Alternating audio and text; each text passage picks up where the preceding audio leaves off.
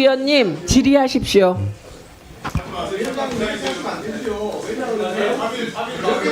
이윤기 위원님 질의하십시오.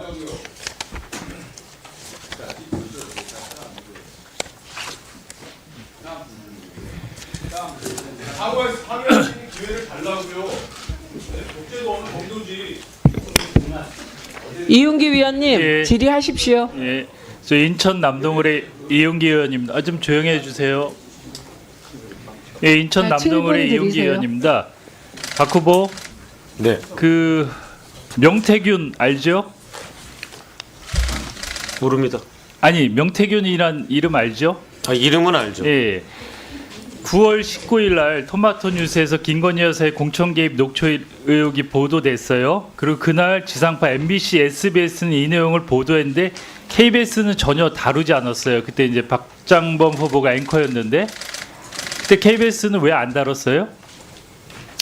개별 뉴스 프로그램 선택에 대해서는 제작진이 자율적으로 결정하는 겁니다. 그러니까 앵커로서 개인적으로는 이날 이 아이템을 리포트를 안 다룬 거에 대해서 어떻게 판단해요?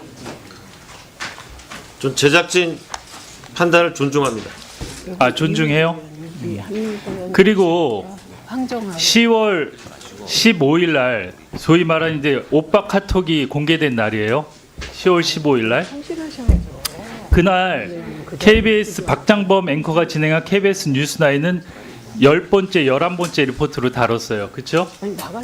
앵커 멘트 이날 직접 쓰셨나요? 수정을 했나요? 저 부분은 제가 앵커 멘트를 했는지 큐시트를 확인해 봐야 되겠습니다.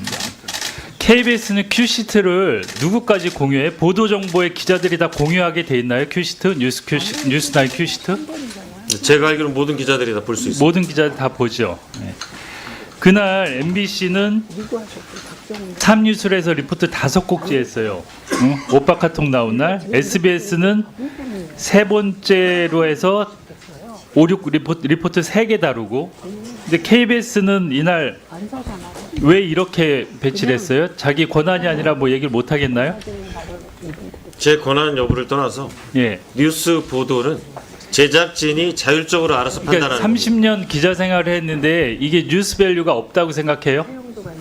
그걸 역시 제작진이 알아서 자율적으로 판단하는 겁니다. 그러니까 그 후에 지금 명태균 게이트가 계속 나오잖아요. 새로운 사실이 계속 나오고 뉴스가 계속 커지고 있는데 KBS는 초반부터 축소하고 이날 오빠 카톡이 나온 날도 제대로 안 다뤘어요. 그리고 앵커 멘트도 제가 봤어요. 타사하고 비교했는데 앵커 멘트도 되게 형식적이에요. 앵커 멘트에 뭔가 이 내용이나 의지가 안 보여. 그냥 형식적인, 보통 앵커 멘트 한 15초 쓰잖아요. 그렇죠? 네, 보통 되게 짧게, 그리고 다른 데 되게 앵커 멘트에 여러 가지를 좀 의미를 담아서 했는데 그냥 형식적인 성의 없는 앵커 멘트를 썼어요. 그러니까 뉴스 밸류가 없다고 판단을 하시는 거예요? 그 사장 후보께서는 이 명태균 건이? 제작진과 협의해서 자율적으로 늘 결정합니다.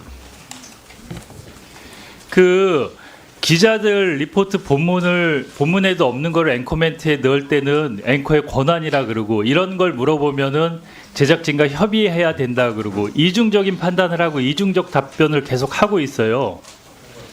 편리한 대로. 그렇지 않아요? 저도 제작진의 일부고요.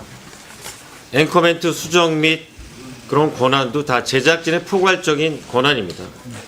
그 KBS 보도가 친정권이니까 김건희 여사 눈치 보고 이런 명태균 게이트를 축소해서 보도한다고 저는 확신을 갖고 있어요. 그리고 거기에 후보자도 상당히 역할을 했다고 보고, 그거는 지난 올 연초에 대담에서 드러났고, 그리고 사장 후보가 된 것도 김건희 여사 라인이라고 생각을 하고 있고, 모든 사람들이. 그리고 얼마 전에 KBS 내부망에 창원 총국 기자가 글 올린 거 봤나요? 적을 못 봤습니다. 여기 내용을 보면 창원에서 최근 3년 동안 취재 기자가 7명 빠졌다. 지금 창원에서 필드로 뛰는 기자는 10명이다. 창원은 서울, 경기, 부산 다음으로 인구가 많고 산도 있고 바다도 있고 명태균이 삽니다. 이렇게 썼어요. 그리고 그 다음에 보면 명태균 만나서 말 한마디 더 듣겠다고 새벽 3시까지 뻗치게 했다가 기자가 아침부터 나와서 MNG 타고 있습니다. 문제는 명태균 TF입니다. 이런 상황에서 명태균 TF를 구성하지 않는지, 이게 안 되면 왜 본사 인력을 파견하지 않는지 아무런 설명도 답도 없습니다. 합리적 이유가 있어서 창원지검에 인력을 안 보내는 거라면 본사에서 리포트라도 하십시오. 창원총국 기자들이 이렇게 올렸어요. 그래, 왜 이런 중요한 사안에 대해서 창원총국의 취재 여력이 안 되는데 그럼 본사에서라도 리포트를 하지 아무것도 안 하고 있냐, 이런 내용이에요. 여기에 대해서 어떻게 생각하세요? 네, 저는 이제 위원님이 지금 띄워주셔서 오늘 봤지만 보신 것처럼 KBS는 저렇게 후배 기자, 현장에서 뛰는 기자의 목소리가 생생하게 매일매일 공유되고 소통되고 있습니다. 아니, 공유되면 해결을 해야 될 거 아니에요. 그리고 이렇게 중요한 이슈인데 본사에 그 기자가 많은데 위에서 취재 지시를 안 하거나 못하게 하니까 하고 창원총국에다 맡겨놨는데 거기는 저번에 여기 자료 보니까 7시 뉴스가 지역 집중해갖고 7시 뉴스가 1시간인가 하죠. 지역마다 약간은 차이가 예. 있는데요. 대폭 거기 늘어났습니다. 그 리포트 메꾸느라고 아무것도 못하는 기자들한테 명태균을 하라 그래. 그러니까 제대로 취재 보도를 안 하겠다는 거예요. 이 건은 KBS 입장에선 그 많은 인력이 있는데 본사에선 신경 안 쓰고 총국에 맡겨놓고 이 큰 이슈를, 이게 맞다고 생각하세요?